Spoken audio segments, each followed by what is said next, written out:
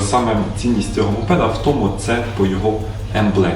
Емблемі, яка випускалася всього лише 2 роки, розумієте, з 1965 по 1966 років була дана емблема на даних мотоциклах, ну не то, що на даних, на всіх більшості марках мотоциклах Зіндар, але вона присвячена для перемог даного бренду в гонці в Монці, яка дана гонка знаходиться, якщо не помиляюсь, недалечко від Мілана в Німеччині.